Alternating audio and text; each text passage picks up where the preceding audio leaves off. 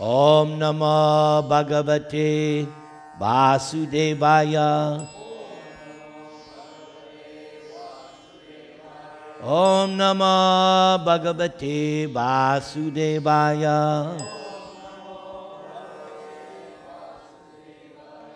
Om Namo Bhagavate Vasudevaya.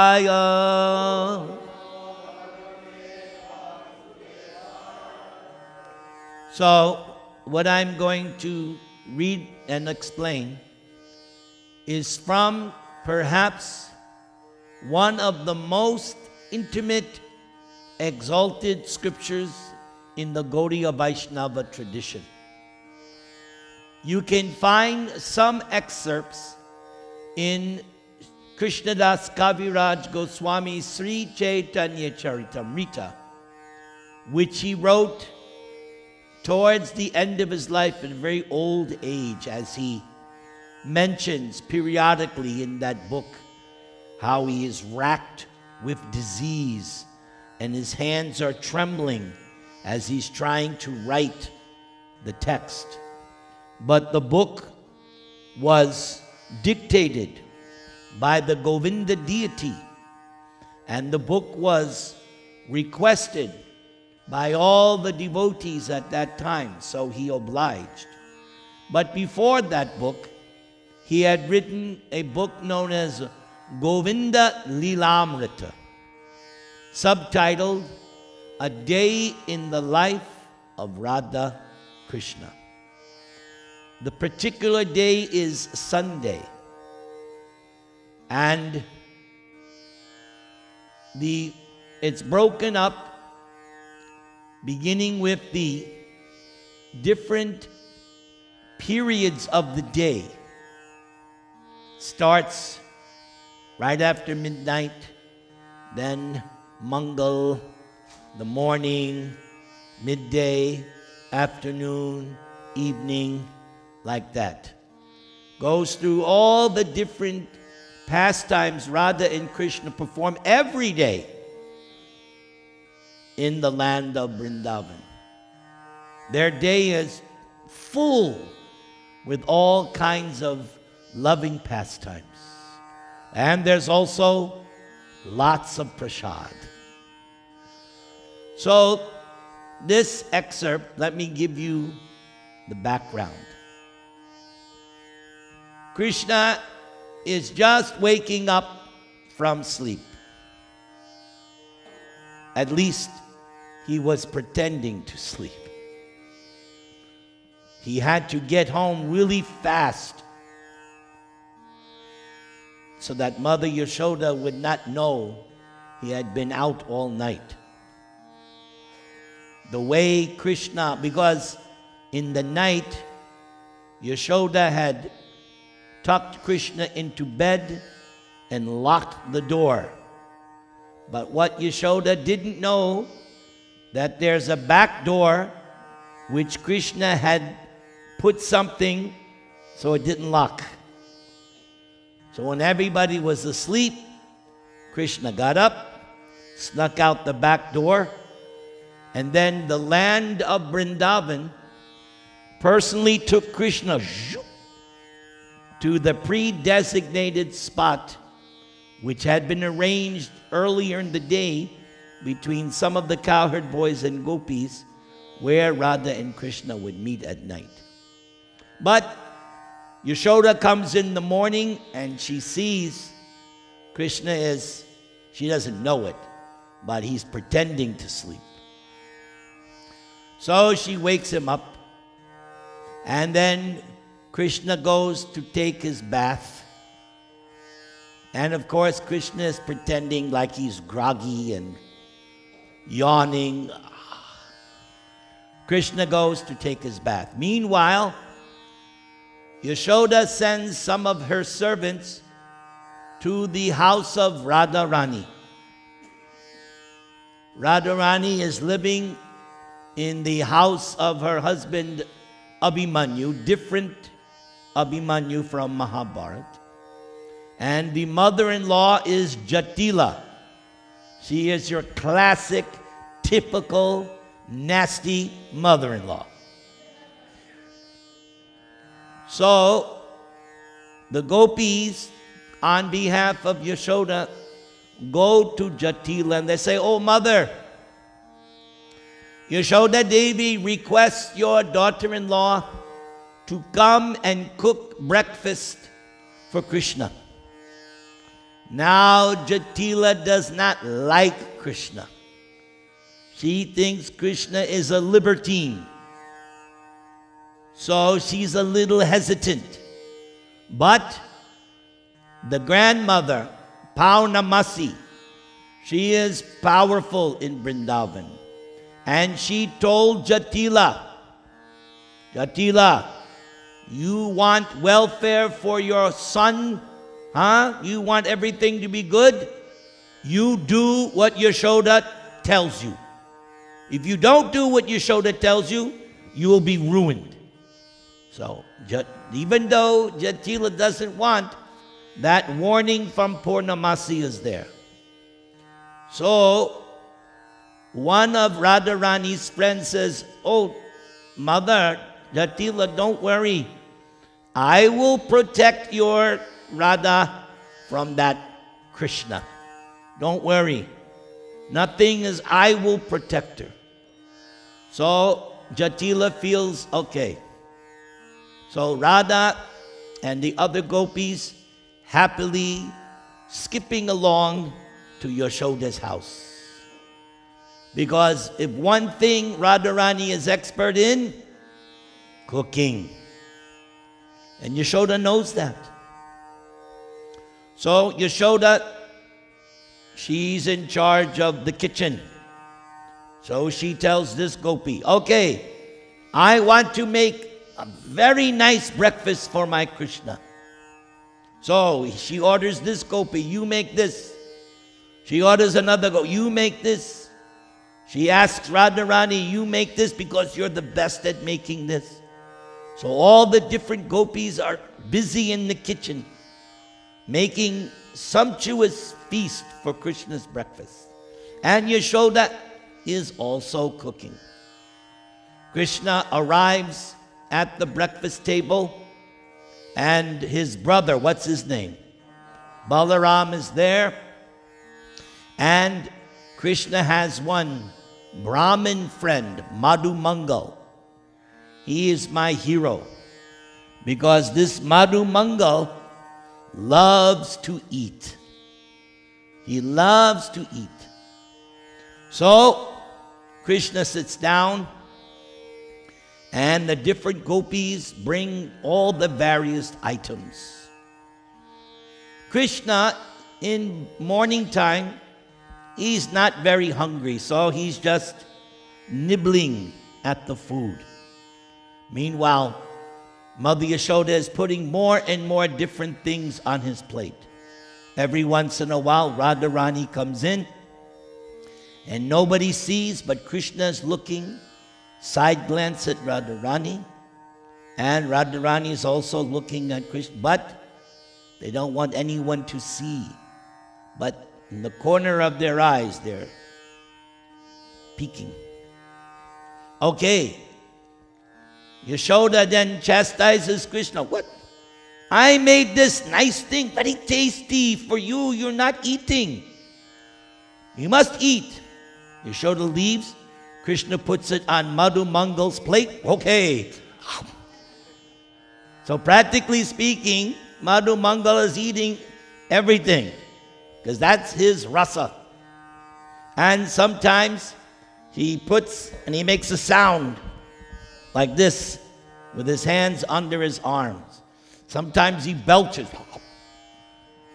And he says to Yashoda, "Oh, can you bring me some yogurt?" And he asks for different things, because he's a young Brahmin boy. So young boys, they do like that. "Oh, mother, can you bring me?" So Krishna is still, so Mother Yashoda comes. She sees Krishna is not eating, so she personally feeds Krishna. It's like mothers do that sometimes. They personally feed the child. So, after Krishna, Balaram, and Madhu Mangal have eaten, They go, they wash their mouths, their hands, their feet, because that is the custom. You wash your hands, mouth, and feet after eating. Then Krishna gets ready because in the morning he's going to go out with the calves, with the cowherd boys, and the pastimes, loving pastimes, will continue all throughout the day. So the part I'm going to read to you is after Krishna has eaten, what happens? And therefore this section is called Yashoda Treats Radha as if she was her own daughter. And that's very nice. Srimati Radharani then washed her hands and feet and left the spacious kitchen and entered the courtyard. So she has, anyone who knows, cooking, your hands you have to clean. And cooking is hard work. Is it not, ladies? Cooking is work. So she entered the courtyard and she was gazing at Krishna through the window. And she was perspiring out of ecstatic bliss. We perspire not out of bliss. We perspire after great exertion working. But she's perspiring out of ecstatic bliss. And she was being fanned by maid servants. When Vraja's queen, Yashoda, saw Radharani, she expressed her concern that Radharani must certainly be very tired from the morning's cooking activities. With great effort, Mother Yashoda convinced Radharani to take breakfast herself. See how shy and humble and meek she is. She hasn't eaten. So Yashoda, so just this whole land of Vrindavan is the land of love. Everybody loves Krishna in Vrindavan, and because there's no envy, no jealousy, everybody cares for everybody. There's no jealousy, envy. Everybody is in harmony. So with great effort, Mother Yashoda convinced, that means she was saying, oh, no, Mata, no. Right? You've seen that in Indian culture. No. She convinces. Then as soon as Radharani happily sat down, Yashoda and Rohini is who? Balaram's mother. They both ordered breakfast be brought from the home. Mother Yashoda then ordered the gopi, Dhanishta, to bring the breakfast cooked in ghee. Not dalda, not canola oil, ghee. Krishna knows how to eat. Ghee. Now, secretly, Dhanishta mixed the food with remnants from Krishna's plate. Secretly.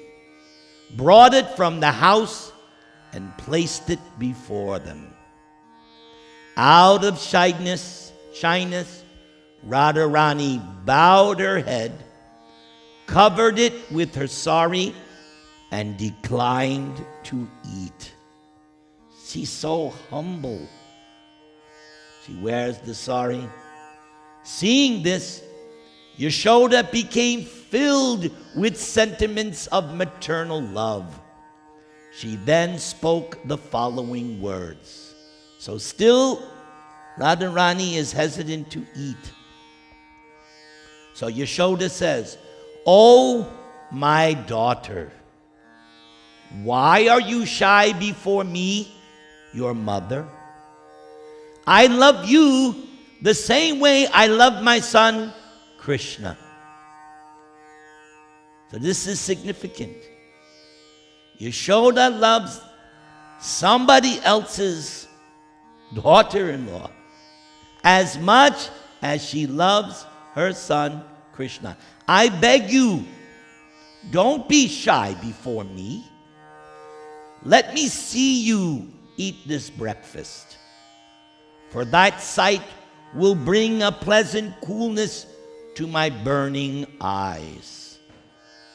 1,000 times I vow, you are my daughter. Why are you so shy?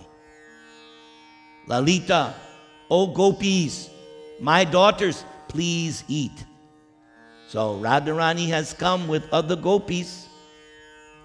Yashoda wants all the gopis because they all helped. They all helped. Please eat. In this way, Mother Yashoda fed all the gopis a delicious feast, palatable and seasoned with sweet words.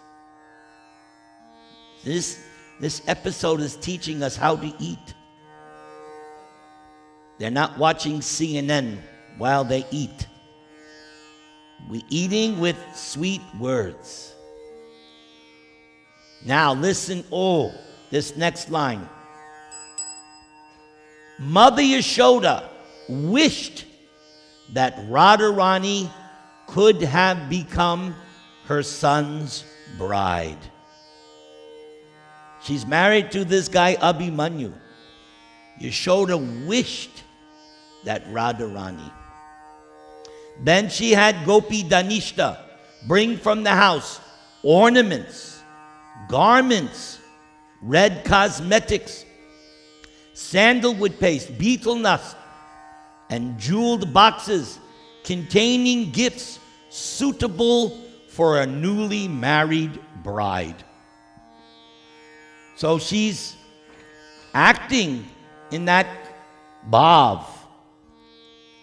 Vraja's queen Yashoda happily and affectionately presented all these gifts to Radharani. You know, in the Bhagavad Gita, it explains that you can give charity in the mode of ignorance, or you can do it in the mode of passion, or the mode of goodness. But here, she is giving these gifts out of pure love. That is the best kind of charity. Not like, yeah, here, take it. No, out of love, she's giving. Honoring her as a newly acquired daughter-in-law surrounded by her girlfriends. So she's treating Radharani as if. After this, Vishaka, Danishta, and the Gopa Subal secretly met.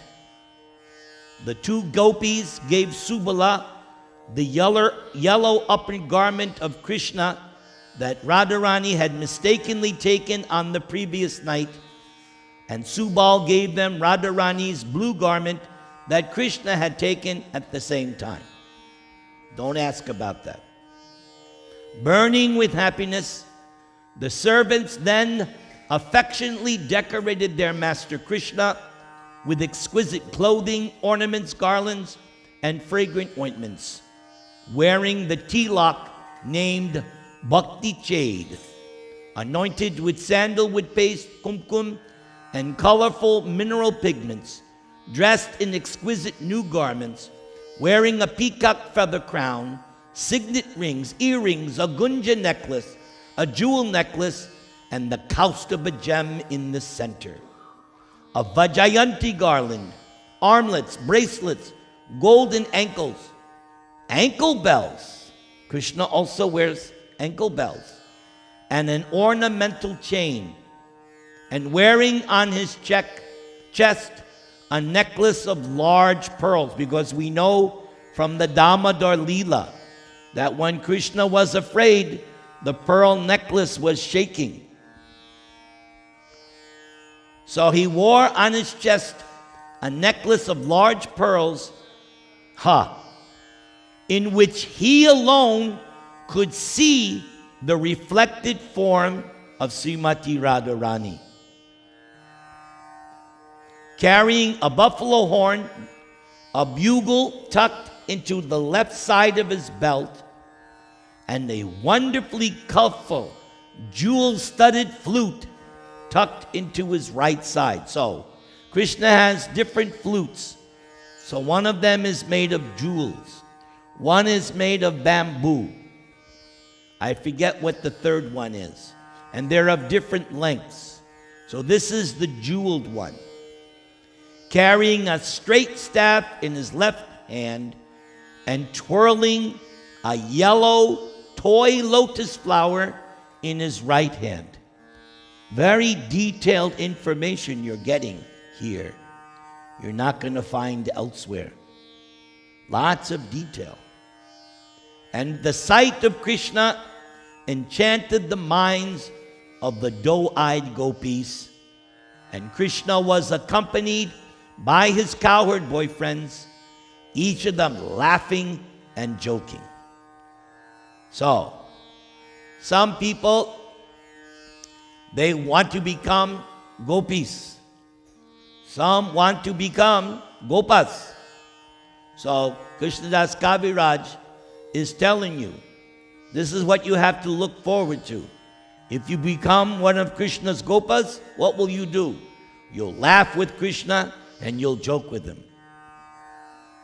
Each of them carrying a flute, buffalo horn, bugle, and staff. Lotus-eyed Lord Krishna left his house to go into the forest. Everybody chant the Maha Mantra.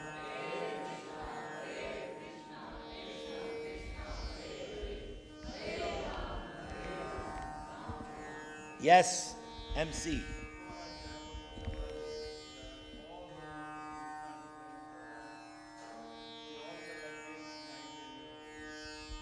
Go ahead.